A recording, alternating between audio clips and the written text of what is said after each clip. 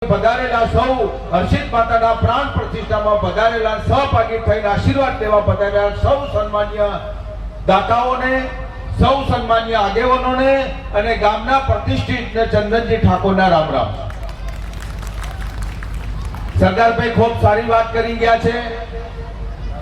એમને પણ કેટલીક રોડની, કેટલીક શેડની, કેટલીક જાહેરાતો પણ કરી છે। એવી જ રીતે આ મંડપ જે બંધાણો છે, આ વિસ્તારમાં હર્ષિત માતાની શાહપુર ગામમાં સરસ મજાની પ્રતિષ્ઠા થઈ છે અને પ્રતિષ્ઠામાં અનેક પ્રકારના દાતાઓ પણ ભેગા થયા છે। કોઈ એક વ્યક્તિના કહેવાથી આ પ્રતિષ્ઠા થાય નહીં, એક વ્યક્તિના દાનથી પણ પ્રતિષ્ઠા થાય નહીં।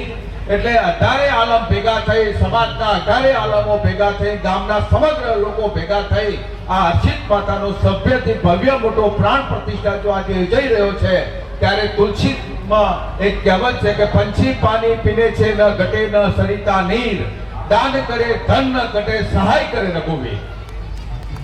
મારી આપ સૌને એવી વિનંતી છે કે આપે સૌએ આ પ્રતિષ્ઠામાં, યજ્ઞમાં જે કોઈએ ફૂલની પોખડી, કોઈએ તનથી, કોઈએ મનથી, કોઈએ સંયોગથી, કોઈએ તાકાતથી, કોઈએ શક્તિથી, કોઈએ ઓગળી સિંધવાનું જો કોઈ પુણ્ય કર્યું છે, તો હર્ષિત માતા આવવા વાળા સમયને કંઈક ને કંઈક રૂપે તમને પરત આપશે ને આપશે, એવું મને ચોક્કસ ખાતરી છે।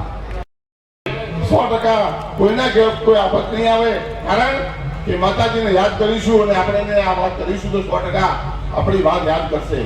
અત્યારે વર્તમાનમાં જોઈએ આપણે તો મંદિરો બની રહ્યા છે। મંદિર બનાવવું જરૂરી છે। મંદિરોના કારણે ગામમાં સારા વિચારો મળે, સારા આચાર મળે, એમાં પ્રેરણા મળે, પણ સાથે સાથે આપણે મંદિરો સાથે સારું તો શિક્ષણનું મંદિર બનાવીશું અને શિક્ષણ તરફ આપણે બધા પ્રયત્નો કરશું તો માનો ત્યાં સુધી માણસ શિક્ષિત થશે તો પોતે ભવિષ્યમાં શું કરવું, આપણા માટે, પરિવાર માટે, ગામ માટે કે રાજ્ય માટે, દેશ માટે શું કરવું, એની પણ પ્રેરણા મળશે। એટલે આજના વર્તમાન સમયની અંદર શિક્ષણ ખૂબ જરૂરી છે। શિક્ષણની સાથે સાથે મને ચંદ્રસિંહભાઈએ કહ્યું, બાબુજીભાઈએ કહ્યું કે વ્યસન મુક્તિ આજના સમયમાં સૌથી વધારે કોઈ આજે દૂષણ હોય તો એ વ્યસનનું છે। અને વ્યસનમાં ખાસ કરીને એમાં જોયું હશે, પટલા ઘણા ટાઈમથી આપણે જોઈએ છીએ તો જે ડ્રગ્સ આ વિસ્તારમાં ફેરી ફાલ્યું, શહેરી વિસ્તારમાં વડનગર, ખેરાલુ, વિસનગર, મહેસાણા અથવા અમદાવાદમાં જે પ્રમાણે એમડી ડ્રગ્સનો જે ફેલાવો થયો છે અને એમડી ડ્રગ્સના કારણે 6-7 દિવસ સુધી તમારો બાળક જો એમાં એ વ્યસનમાં આવી જાય તો જિંદગીભર પણ એ વ્યસન છોડી શકતો નથી। તો અત્યારે અહીંયા જે વડીલો બેઠા છે, જે દીકરા દીકરીઓ મા બાપ બેઠા છે, એમની મારી વિનંતી છે કે તમારું બાળક જો હોસ્ટેલમાં ભણતું હોય, તમારું બાળક જો બહાર રહેતું હોય, તમારાથી દૂર જાય તો તમે એના પાછળ ધ્યાન રાખો।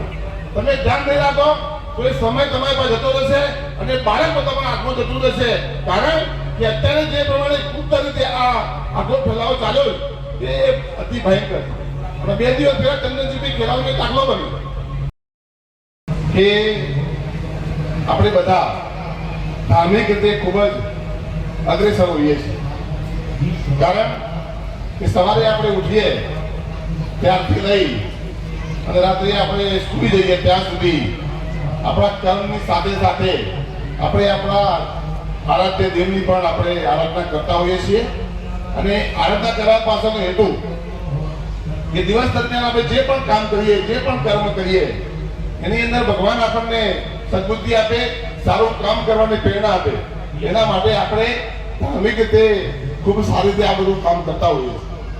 મિત્રો, આ હર્ષિત માતાનું મંદિર ઘણા વર્ષથી એ કામ પેન્ડિંગ હતું, પણ માતાજીની અસીમ કૃપા અને એના આશીર્વાદ વગર કોઈ કામ શક્ય બનતું નથી।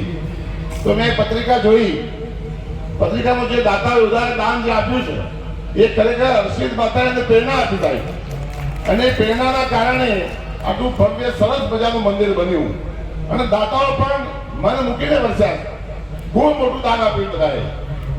અમે ચંદનસિંહભાઈએ કહ્યું કે 18 સમાજ ભેગા થઈ અને દાનની સરવાણી બેવડાવી।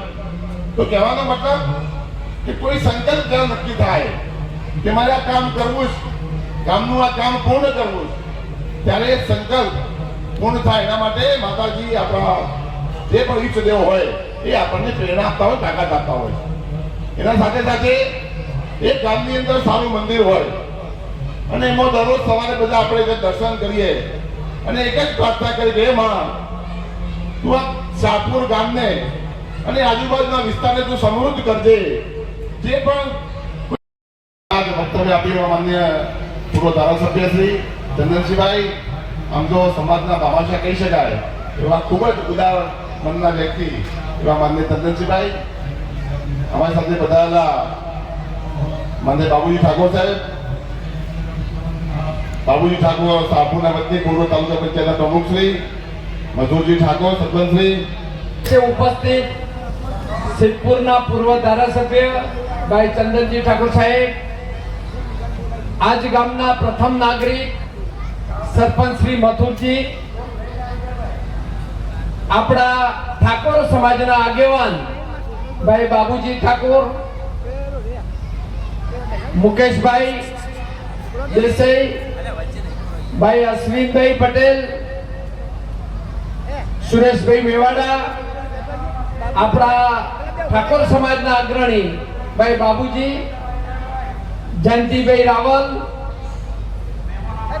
અમારા ચોપાના સરપંચ કાળુજી, પૂર્વ સરપંચ મંગાજી, નવાપુરના સરપંચ વસંતજી અને આમંત્રણને માન આપીને ઉપસ્થિત તમામ આગેવાનો, અગ્રણીઓ, ગામના વડીલો, યુવાન મિત્રો, માતાઓ, બહેનો, બધાને મારા રામ રામ છે.